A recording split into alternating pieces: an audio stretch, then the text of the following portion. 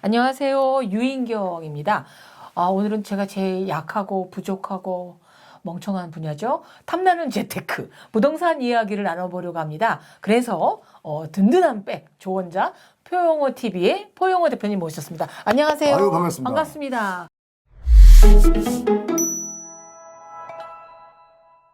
제가 유인경 기자님 팬이에요. 에? 근데 여기서 딱 뵈니까 야, 스튜디오가 갑자기 달라진 거야. 화사해진 거야. 그래서 진짜요? 좋은 기운이 스튜디오 안에 가득하다. 표 대표님 예. 복 받으실 겁니다. 손도 따뜻해. 네. 손 따뜻해. 난 따뜻한 손 너무 좋아. 이 가을에 추운데 한 번만 더 만져주세요. 너무 좋아. 예. 저는 돈 기운을 좀 받으려고 한번 해본 겁니다. 그렇다고 제가 뭐 돈이 많거나 그런 건 아닙니다. 오해하지 마시고. 이야기 돈 벌어 주셔야죠. 예.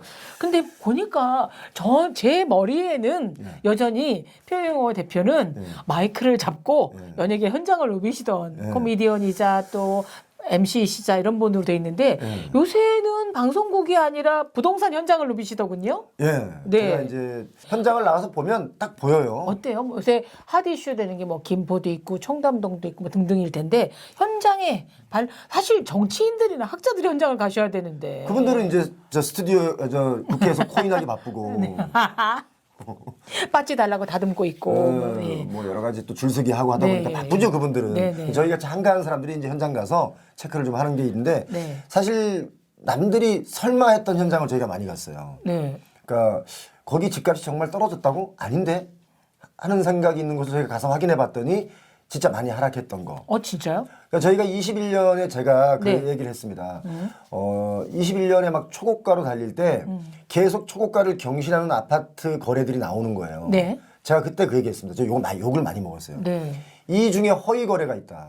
초고가를 경신하고 취소하면 다른 사람들은 이게 최고가가 진짜 그 가격인 줄 알고 또 그 가격에 사는 사람들이 있고. 맞아요. 왜냐면 남잖아요, 기록이. 예. 뭐 12억에 샀다. 그러면 뭐 12억은 그냥 줘야 되나 보다 이렇게 생각하잖아요. 조용하던 우리 아파트가 원래는 8억이었는데 갑자기 10억이 되고 한 두 달 지나니까 12억이 되고. 뭐 혼자 부자 된 것 같잖아요. 예, 그냥 내가 부자 된 거 같고 진짜 우리 집이 12억, 15억 된 것 같단 말이죠. 예. 그래서 누가 집을 살려고 하면 우리 집 아파트는 15억을 줘야 돼. 뭐 이렇게 말을 하기 시작한 거죠. 근데 그 중에는 진짜 거래도 있지만 50% 정도가 허위 거래라는 것을 저희가 또 알아냈고 신문에 여러 번 났습니다.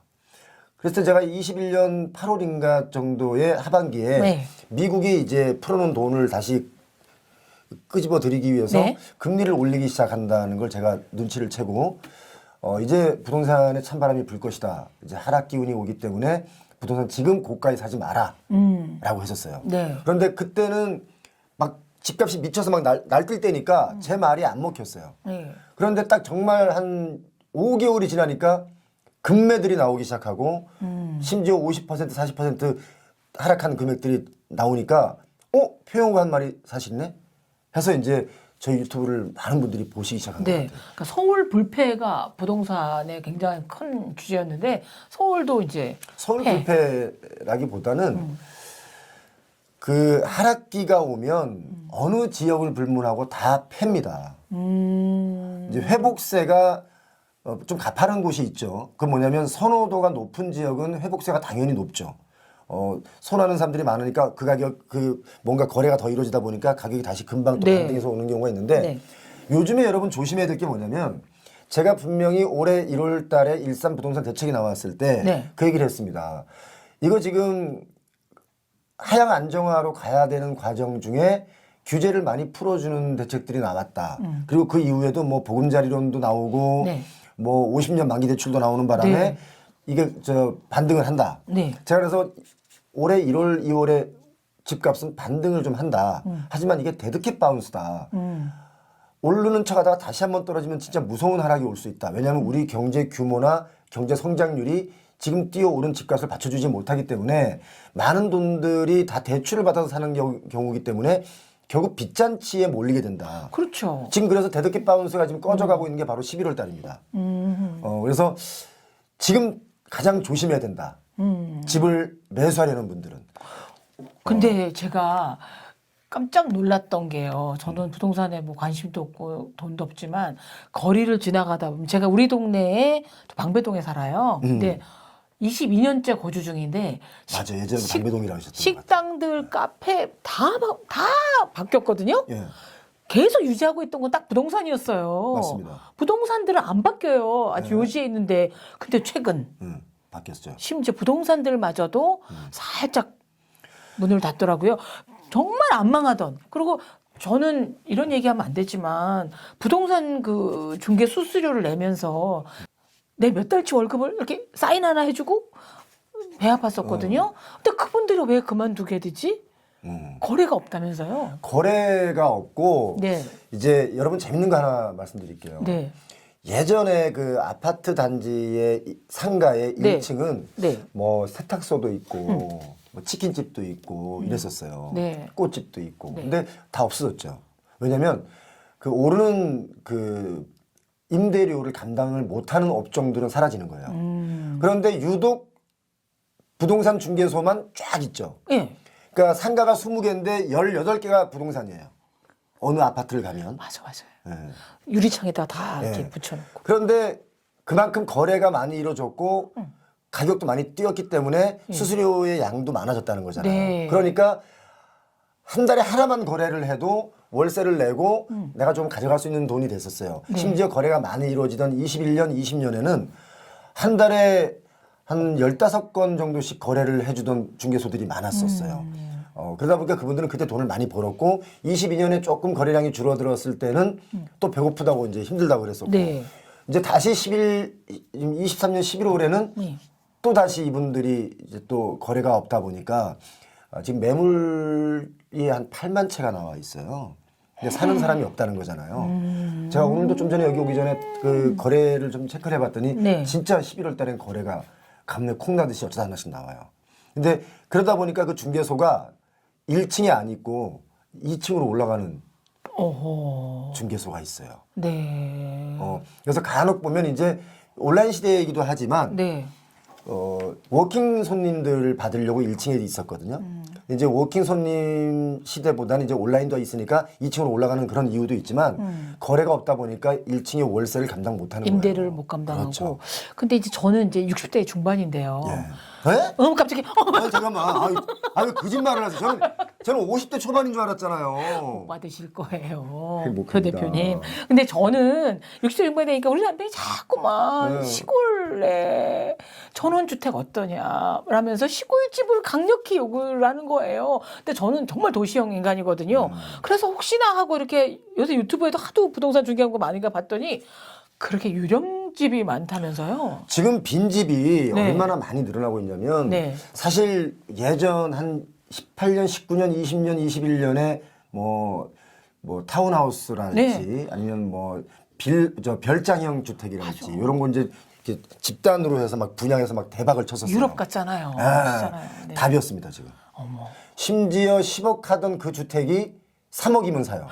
진짜요? 그러니까 우리 선생님이 남편분께 나이가 들수록 도시에 살아야 된다는 말씀을 꼭 전해주세요.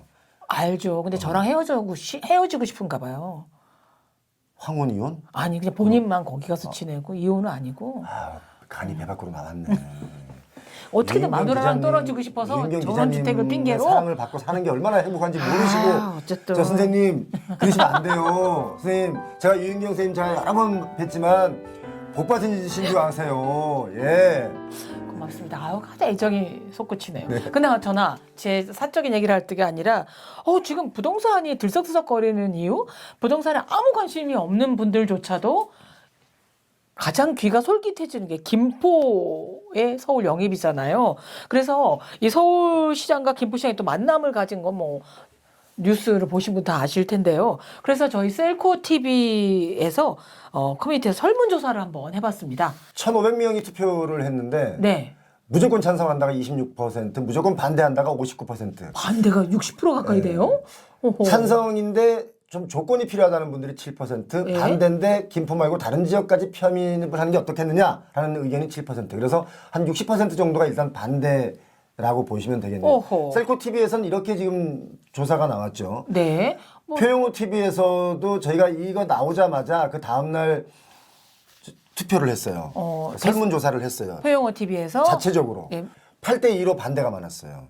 그래요? 예, 저도 깜짝 놀랐습니다. 사실은 특히 경기도의 거주하시는 분들, 김포에 거주하시는 분들은 찬성하는 분들이 많을 것이다라고 저는 생각을 했는데 그렇지 않을까요? 제 생각- 서울 시민이 되는데? 그렇죠. 제 생각과는 좀 많이 다르게 결과가 나오니까 제가 사실은 좀 놀랐었습니다.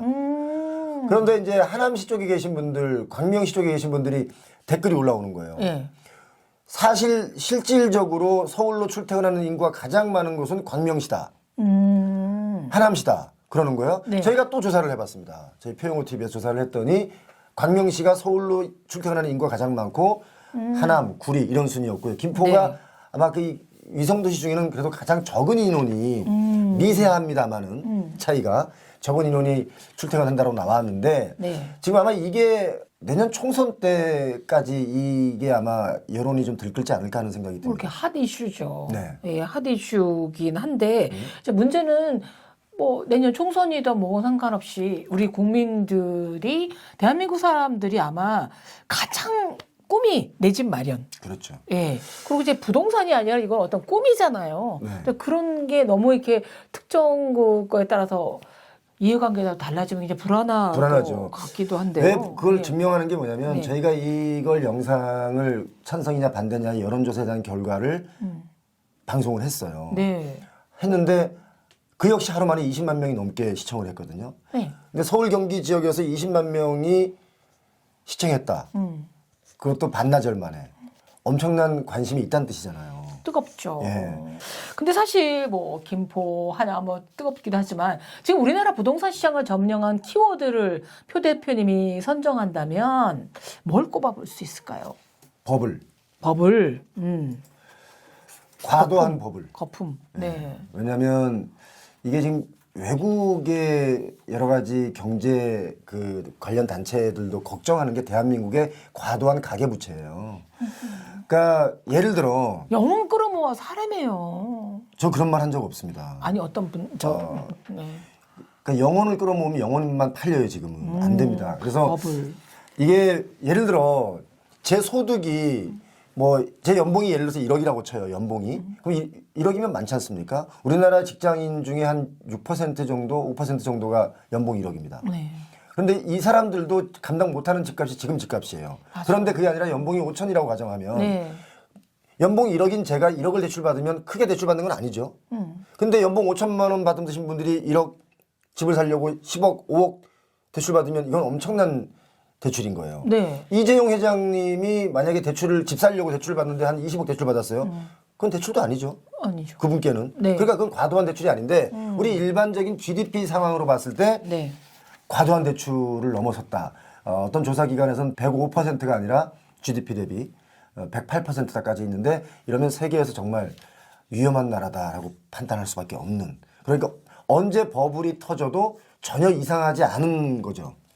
지금 그 단계에 있는 거예요. 근데 이 버블이 개인의 욕망이나 탐욕 때문에 생긴 게 아니라 사실 부동산이라는 게 항상 물어볼 때 어디 사세요를 물어보기 때문에 나 무슨 동에 살아요. 그러니까 뭐 김포 문제 난 것도 나 서울 시민이에요 하지 경기도 도민이에요라는 말보다는 해서 자꾸만 몰려드는 거잖아요. 네. 그래갖고 심하게 어떤 그 신문에 논설위원이 우리나라가 2등신이 된다는 거예요. 서울만 이렇게 경기도 큰데 커지고 예. 그 밖에 다른 지역. 근데 이 버블을 그러면 어떻게 거품을 이 거품이 피해자는 결국 국민들일 텐데. 국민이죠. 네. 그러니까 이 거품이 네. 갑자기 꺼지면 정말 위험합니다. 그래서 서서히 눈 녹듯이 네. 봄이 되면서 눈이 녹듯이 이렇게 가격이 하향 안정화로 가야 뭔가 이렇게 연착륙이 되거든요. 네. 근데 예를 들어서 20년, 21년, 20년에 최고가로 사신 분들 입장에서 네. 아파트 가격이 만약에 30% 조정이 온다. 그 조정이 좀 길어진다. 라고 하면 이분들은 자산을 다 잃은 거예요. 왜냐하면 영끌이라는 것은 적어도 한 80%, 70%의 대출을 받아서 네. 집값에 네. 모든 대출을 끌어모아서 산 게 영끌인데 이분들은 정말 패닉이 올 수밖에 없는 거죠. 그래서 연착륙이 좋다 했는데 22년 올해 상반기에는 연착륙은커녕 오히려 급반등을 했단 말이에요. 그러니까 모든 걸 대출을 풀어주거나 뭐 기회를 주거나 네. 사실은 둔촌주공이 이게 좀 위험했거든요. 근데 둔촌주공이 너무 거대한 재건축 재개발 단지다 보니까 네. 그거를 죽이면 안 된다 생각에 이거 아마 살리려고 했던 게 아닌가 하는 그런 의심이 있지만 둔천주공은 지금 뭐 피가 붙었다 그래요. 오히려 플러스 피가. 네. 그런데 거래는 안 됩니다, 사실은.